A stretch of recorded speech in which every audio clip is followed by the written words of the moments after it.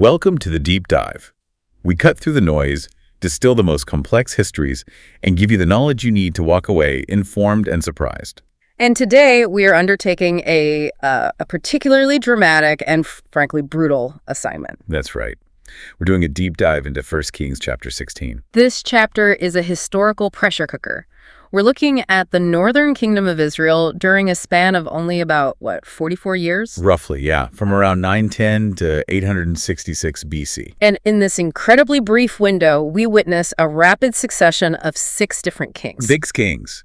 And it's not a peaceful transition of power. Not even close. We're talking 3 assassinations, a palace coup that lasts all of 7 days, a full-blown civil war, and ultimately the institutionalization of the worst spiritual apostasy the nation had ever seen. It sounds less like a monarchy and more like a political disaster zone. Yeah. So our mission today is to chart that spiritual and political freefall. We're going to be tracking the movements of these 6 men, analyzing who killed whom, why the chaos was so relentless, and what those details tell us about political power, human nature, and, of course, divine justice.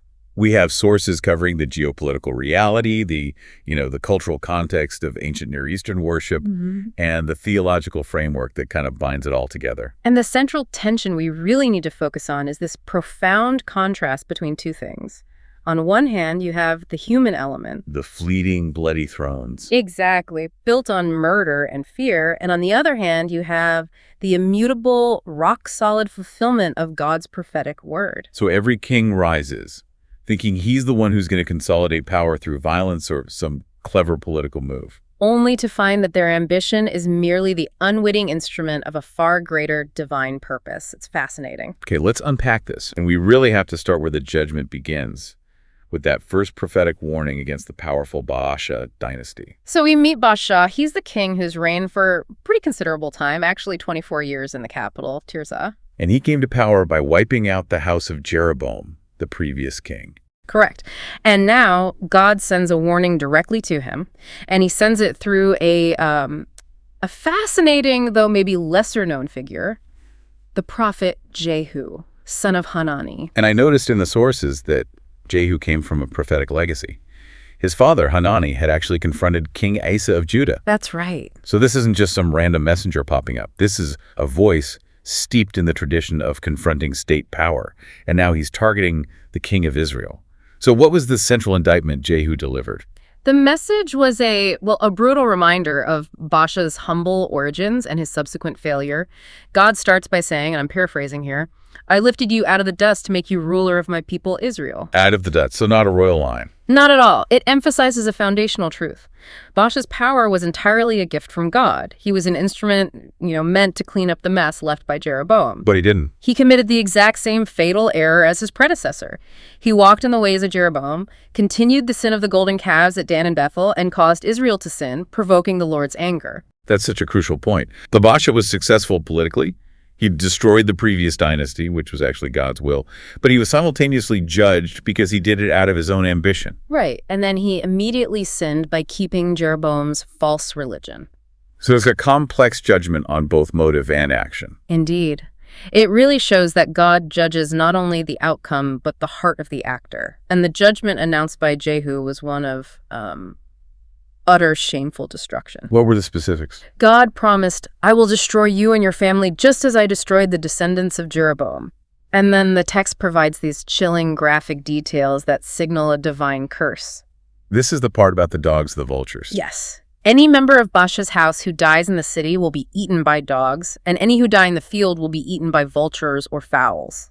Help us understand the cultural weight of that. I mean, we read that and we think of physical horror, but in the ancient Near East, what did lacking a proper burial truly signify? It was the ultimate inescapable disgrace.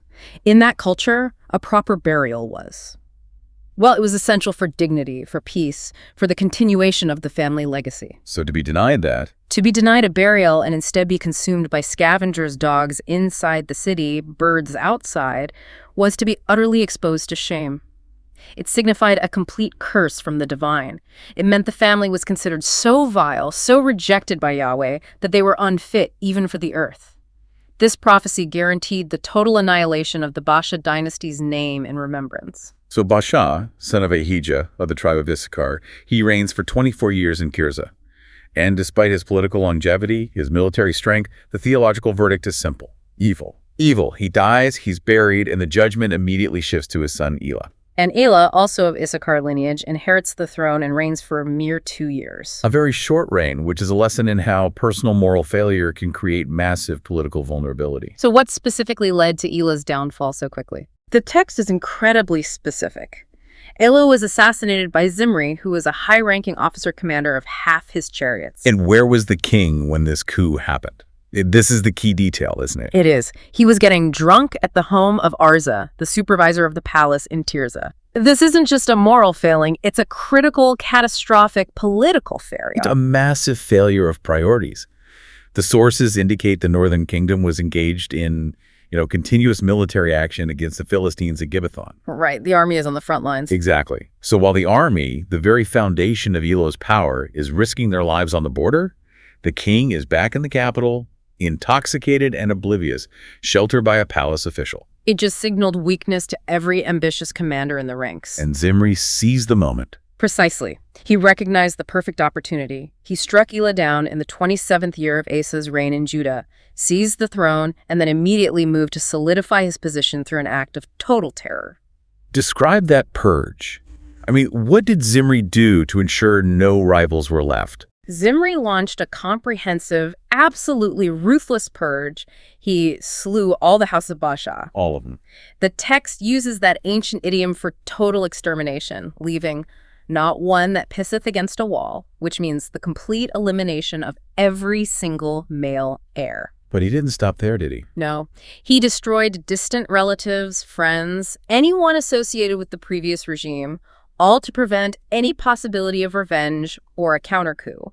This was designed to create an immediate power vacuum and absolute fear among the populace. But wait, Zimri did this out of pure, bloody political ambition, right? He just wanted the throne. Oh, absolutely. Yet the sources confirm this ruthless act exactly fulfilled the prophecy that Jehu had spoken.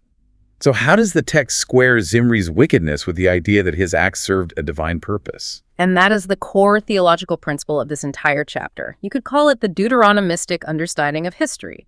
Zimri's ambition was the sharp instrument of divine judgment. So he acted for selfish, murderous gain. Purely.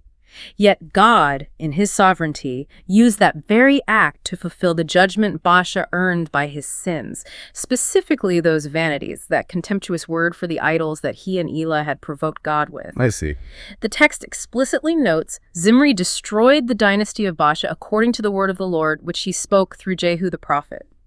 God is sovereign over human wickedness. He can bend even murder to his eternal justice. So the moment Zimri accomplished his bloody goal and took the throne in Tirzah, he became the king of Israel for all of 7 days. 7 days. That's barely enough time to unpack your bags, yet his reign is the shortest in biblical history. It's a footnote to a footnote, really. Yet it perfectly executes a divine mandate and then sets the stage for the next round of chaos. Zimri was evil, walked in the ways of Jeroboam, but the immediate crisis wasn't spiritual, it was political. Right. When the army, still deployed at Gibbethon, heard the news that one of their generals had assassinated the king and seized power, a king who wasn't even with them, they completely rejected the usurper. They refused to accept a palace coup orchestrated far from the front lines. So who did the army turn to in that moment of political vacuum? They turned to Omri, the commander of the army, the Sartsaba. The top general. Top general. And the army's endorsement was immediate and powerful. They proclaimed Omri king that day in the camp. This really shows you that in the northern kingdom, the true source of legitimacy often rested not in the capital or even the prophetic word, but in the hands of the most powerful military leader. So they just packed up and left the siege. They abandoned the siege of Gibbethon and marched immediately on Tirzah, the capital. Omri must have moved incredibly fast. He besieged Tirzah, and Zimri, seeing his short-lived kingdom crumble, made a final dramatic choice. It's a very dark image. Zimri saw the city was taken. He recognized he was facing inevitable public humiliation, torture, and execution by his rival. They had no way out. None. So he made this final desperate gesture. He retreated into the citadel of the king's house and burned the palace down over himself, dying in the flames. Suicide by fire. An act of pure despair, refusing submission, and bringing his 7-day nightmare to a self-inflicted end. And the text makes sure we understand that even this self-destruction wasn't random. Zimri faced judgment for his own sins. For his conspiracy, for walking in the way of Jeroboam, and for perpetuating the nation's idolatry. He was God's tool one moment and history's ashes the next. Precisely. But if you think the political chaos ended with the smoking ruins of Zimri's citadel, you'd be wrong. Oh, not even close. Outside the walls of Tirzah, Israel was about to completely fracture. So we moved from a coup to a civil war. Omri had secured the capital, but the people were now divided. Yes, the sources indicate the people of Israel were split into two warring factions. Half of them followed a man named Tibni, son of Ginath, and the other half followed Omri. And this instability reveals the fundamental weakness of the northern kingdom, doesn't it? It really does. There was no agreed-upon mechanism for a peaceful succession. Nothing rooted in a covenant like the Davidic line down in Judah. So power was just a zero-sum game. Decided by military might and factional loyalty. That was it. And the fighting must have been brutal. It was a protracted struggle. The text is very concise, but it's clear. Omri's supporters proved to be stronger. So they won out. They defeated the faction supporting Tibni, son of Ginath. Tibni was killed, and only then, after a sustained period of internal conflict, did Omri become the sole undisputed king of Israel. The whole sequence, Baasha, Elah, Zimri, Tibni, and Omri, it just shows a state perpetually on the brink. Governed by the strongest man, not by law or divine decree. So Omri, the military leader who seized power through assassination and civil war, he now stabilizes the nation. He began his rule in the 31st year of King Asa's reign in Judah and reigned for 12 years in total. The first 6 of those were spent consolidating power in Tirzah, the former capital. But his most pivotal action, a move that secured his dynasty for decades and permanently changed Israel's landscape, was the founding of a new city. That city was Samaria. In the 6th year of his reign, Omri strategically bought a prominent hill from its owner, a man named Shemer. And it cost him a huge amount, right? An immense sum. 2 talents of silver, which translates to roughly 150 pounds of silver. He built a city there, fortified it, and named it Samaria after Shemer. This was a brilliant move, both politically and militarily. Tirzah was beautiful, but it had just been proven vulnerable. Burned to the ground by Zimri. Exactly. So Samaria, built on a neutral, defensible hill, provided a clean slate, a new centralized capital free from the bloody political legacy of the previous regimes. Absolutely. Ancient Near Eastern kings understood that founding a new city was a powerful dynastic statement. It declared permanence, stability. And Samaria had geographic advantages. Oh, huge advantages. It was easily defended and strategically positioned for trade and military control. Omri really transformed a fragmented kingdom into a geopolitical power player. And this is where we really see the historical significance of Omri outside of the biblical narrative. He was so effective politically that his name transcended his dynasty. This is a critical point the sources emphasize. Omri was such a major political and military figure in the region that extra-biblical sources recognized him long after his death. Like the Moabite stone. The famous Moabite stone, or Mesha's stele, for example. It details how King Mesha of Moab rebelled against Omri's son, which demonstrates Omri's regional dominance. But there's more, isn't there? Even more significantly, for generations afterward, the Assyrian inscriptions referred to the northern kingdom of Israel not as Israel, but as Bit Humri. The House of Omri. The House of Omri. This shows profound diplomatic and political success. A king remembered internationally as the founder of the nation's power, cementing his dynasty into regional history. So we have this politically successful, strategically brilliant king, internationally recognized as a military powerhouse. Right. Yet the biblical verdict is completely disconnected from all of that geopolitical success. The biblical verdict is damning and absolute. The text just cuts through all the political achievements with this laser-like focus. Omri did worse than all the kings who were before him. Worse than all of them. His political stability came at the cost of total spiritual collapse. So why was his sin considered worse than Jeroboam's or Baasha's? What did he do differently? Well, he walked in all the ways of Jeroboam, continuing the idolatry of the golden calves, but he institutionalized these syncretistic practices. He centralized them in his new, powerful capital, Samaria. So he made it official policy. Omri provided the solid institutional foundation for the national apostasy that would follow. He provoked the Lord God of Israel with their vanities. That's Hebel in the Hebrew, a contemptuous term implying worthlessness and spiritual emptiness. He took national sin and made it national policy. That's a perfect way to put it. He set new, lower records in evil for his successors to break. And break them, they did. Upon Omri's death, his son Ahab took the throne, marking the beginning of the most infamous period of wickedness in Israel's history. Ahab, son of Omri, inherited this politically stable but spiritually corrupted kingdom. He reigned for 22 years in Samaria, beginning in the 38th year of Asa of Judah. And the narrative is unequivocal. Completely. Ahab did evil in the sight of the Lord above all that were before him. He was the new champion in evil, somehow surpassing Omri, who had already surpassed all of his predecessors. And Ahab's reign is fundamentally defined by one choice that was catastrophic, both politically and spiritually: his marriage to Jezebel. This was, on the surface, a powerful political choice. Jezebel was the daughter of Ethbaal, king of the Sidonians. This was a Phoenician dynasty. And Ethbaal himself was a priest king of Baal. Yes. So the marriage alliance was a classic geopolitical move, securing the northern border of Israel, facilitating trade with the wealthy Phoenician maritime network, and consolidating regional influence. But the text frames the spiritual cost as treason.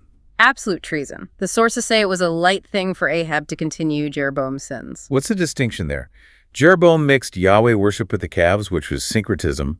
What did Ahab do that was so much worse? Ahab moved from syncretism, just mixing the worship, to outright religious replacement and aggressive promotion of foreign deities. The text makes it very clear that he actively served and worshipped Baal. This marriage imported an aggressive, powerful, and demanding foreign cult directly into the heart of the capital. So describe these new cults that Ahab institutionalized in Samaria. This wasn't passive acceptance. This was state-sponsored religion. Exactly. Ahab engaged in massive construction projects specifically dedicated to these foreign gods. He built a temple and an altar for Baal right there in Samaria. And he also set up an Asherah pole. Yes, a sacred pole or tree image associated with the fertility goddess Asherah, who was considered Baal's consort. So who were Baal and Asherah, and why did their worship so aggressively provoke Yahweh? Well, Baal was the Canaanite storm and fertility god. In a society totally dependent on agriculture, controlling rain, fertility, and crops meant controlling life itself. So he was a direct rival to Yahweh. A direct rival to Yahweh, the true giver of rain and life. And Asherah was the fertility goddess, and her worship often involved very dark practices, fertility rites, ritual prostitution, and a deep focus on physical gratification that was linked to agricultural success. And this worship system was completely antithetical to the covenant. Inherently anti-covenantal, it demanded allegiance and practices that directly violated the Mosaic law. And Ahab elevated these deities, making their worship central to the state, effectively trying to replace Yahweh as the national deity. That shift is so crucial. Omri paved the way by institutionalizing general idolatry, but Ahab used the state's power to enforce an external aggressive cult, provoking the Lord more than all the kings of Israel that were before him. It was a spiritual attack on the nation's core identity. He imported this corruption and officially embedded it into the socio-religious structures, using his political alliance with the Phoenicians as justification. This was the pinnacle of wickedness for the northern kingdom up to this point, and it sets the stage for the enormous prophetic conflict that immediately follows with Elijah. And the chapter closes on this intensely grim but profoundly significant detail that brings the entire history of the covenant crashing back into the present chaos. That is the story of Hiel of Bethel, and Bethel itself was a central location for Jeroboam's golden calf worship, which shows you Hiel lived in an environment just saturated by apostasy. And he chose to rebuild the city of Jericho. Which was not a random act. It was a defiant transgression of an ancient sacred curse. What was the curse that Hiel's defying?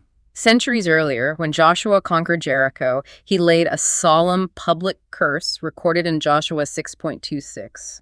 Cursed before the Lord be the man who rises up and rebuilds this city, Jericho. And there was a specific price attached to it. A terrible price. At the cost of his firstborn shall he lay its foundation, and at the cost of his youngest son shall he set up its gates. And Hiel paid that price precisely as prophesied, despite all the centuries that had passed. With terrifying precision, the text notes that Hiel laid the foundation at the cost of his oldest son, Eberim, and he set up the gates, the final act of completing the city, at the cost of his youngest son, Segub. And this fulfillment happening under the most wicked king, Ahab. It serves as this stark, unforgettable reminder. Human defiance and institutionalized wickedness cannot derail or negate the word of God. God's ancient curses and warnings endure, regardless of how much humanity tries to ignore or defy them. That is a staggering ending to the chapter. It just shifts the focus from the fleeting power of these kings to the enduring power of God's word. So now, let's widen our lens and look at this 44-year period through a multidimensional analysis, starting with the political, emotional, and psychological dynamics. Politically, the era is defined by the absolute lack of legitimacy. Kings rise and fall based solely on military strength and treachery. Baasha was a usurper. Zimri was a murderer. Omri was a conquering general. And this lack of covenantal foundation meant constant paranoia. Zimri's total annihilation of Baasha's house wasn't just murder, it was a desperate political act to try and achieve security. And the Omri-Tibni civil war just shows how fragile the whole system was. Exactly. The state was internally unstable, held together only by military command, not by popular consent or divine decree. And this political environment must have fostered an intense psychological toll on the leaders. Oh, absolutely. Think of the emotional extremes. Elah's drunkenness reflects a profound moral and psychological lapse, a king just checking out of his duties in a high-stakes environment. And Zimri's suicide. Suicide by fire. The ultimate expression of desperation, fear of capture, and a refusal to face the inevitable humiliation. But most profoundly, we see this hardening of the heart. What do you mean by that? These kings, generation after generation, witnessed divine judgment executed swiftly, from Jeroboam's house to Baasha's house. Yet they continually chose to do more evil. This suggests a profound psychological defiance, a determined refusal to acknowledge the spiritual reality governing their politics. And socially, how did the populace experience this rapid degradation of leadership? Well, the common people were dragged into national sin by default. Omri's establishment of Samaria centralized the government, but that centralization meant that the new policies institutionalized idolatry, foreign alliances, affected the whole populace immediately. And Ahab's court, with Jezebel's influence. It imported severe cultural corruption. We see the normalization of fertility rites and state-sponsored Baal worship, which often meant social and moral breakdown. And the tragedy of Heel. Heel, losing his sons because he defied an ancient taboo, shows a profound social sickness, a culture that had become so numb and defiant that people were willing to risk their own children to rebuild a cursed monument, just to prove they didn't believe in the old god. So what does this all mean? Let's turn to the theological core. You mentioned the Deuteronomistic frame. Let's elaborate on that a bit. Theologically, this narrative is an essay on God's absolute sovereignty and justice.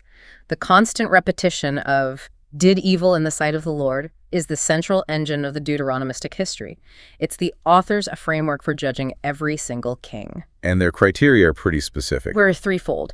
Did the king centralize worship at the Jerusalem temple?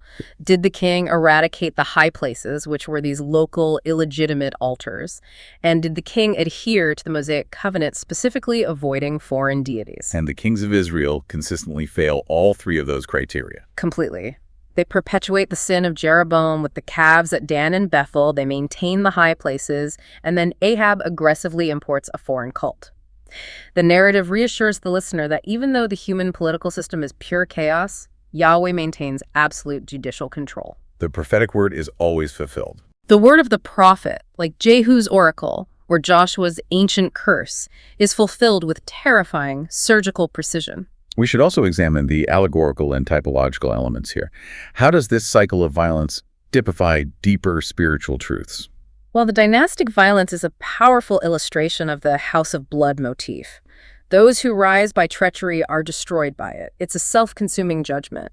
And Ahab's marriage to Jezebel. That's a powerful typology, an allegory for spiritual adultery.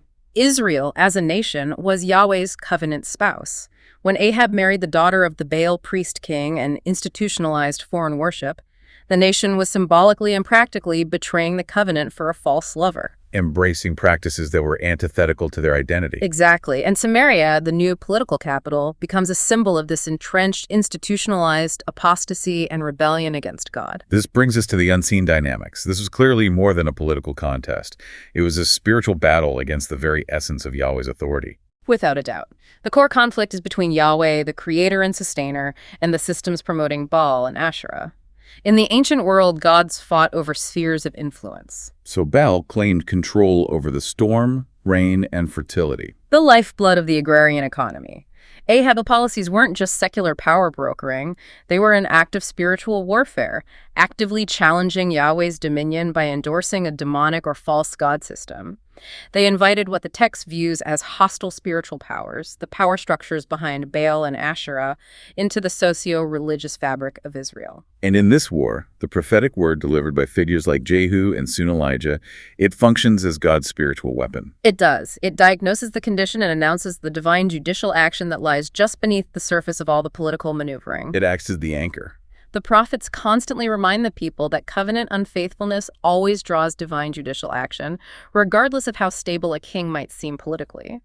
The source of true power is the God whose word can wipe out an entire dynasty in 7 days and fulfill a curse spoken centuries ago. Okay, this is the most crucial part of our deep dive. We've meticulously analyzed this ancient, chaotic history. Now, how does 1 Kings 16 speak to us today, as individuals, as families, and as nations? I think it speaks most clearly to the danger of the slippery slope of sin, that progression of compromise. Right. The chapter shows Baasha's calculated compromise, done for political expediency, leading to Omri's institutionalized sin, which then just explodes into Ahab's aggressive apostasy. This is a critical lesson for the individual. So small, unrepented compromises. Done for expediency, comfort, or personal gain, they inevitably lead to greater, more destructive compromises. Can you give us a modern example of an unexamined Baal that might apply to, say, the highly ambitious or successful individual listening today? Sure. Consider the modern idols of efficiency, comfort, or self-actualization. Baal was the god of fertility and economic success. Today, if a person prioritizes career advancement, financial growth, or personal comfort above all else. To the point where ethical boundaries are blurred. Exactly. Or faith commitment is entirely sidelined. That is submitting to a modern Baal. The core temptation is expediency, sacrificing spiritual truth for economic gain or social climbing, just as Ahab sacrificed Yahweh for a Phoenician trade alliance. We have to actively examine our own vanities that try to take the place of God's centrality. And the judgment was consistently focused on the entire house or dynasty. How does this apply to the family unit in the 21st century? This really highlights the heavy intergenerational impact of spiritual direction. The family unit, just like the Omri-Ahab dynasty, shapes the spiritual life and legacy for generations. We see how the toxic alliance of Ahab and Jezebel led to systemic corruption impacting their children and the nation. So for modern families, the warnings against cultural syncretism. It is. We have to be intentional about resisting the subtle, persistent cultural pressures that demand we blend our faith with secular ideologies or popular moralities that directly conflict with the covenant.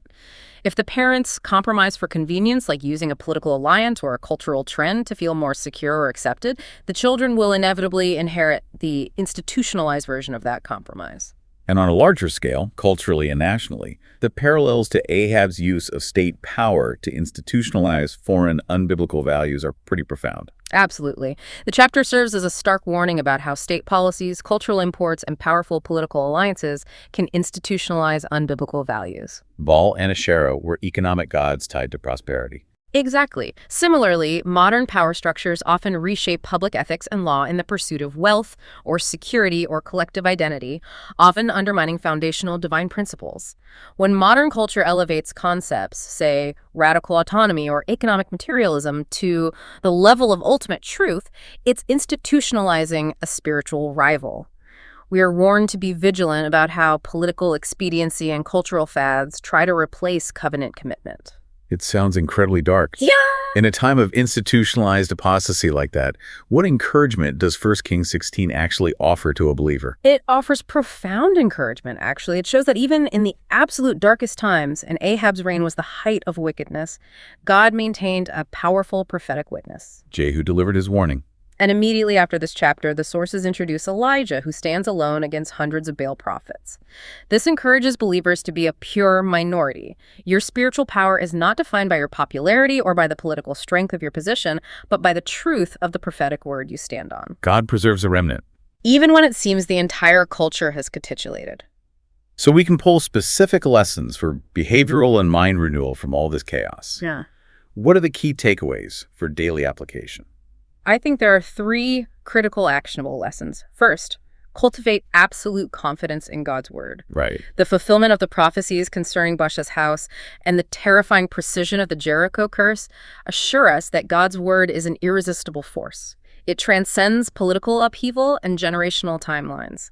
If God's ancient curses are fulfilled, how much more certain are his promises?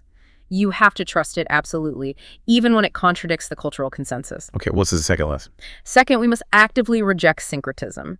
Omri and Ahab's fatal flaw was subordinating truth to political or economic convenience.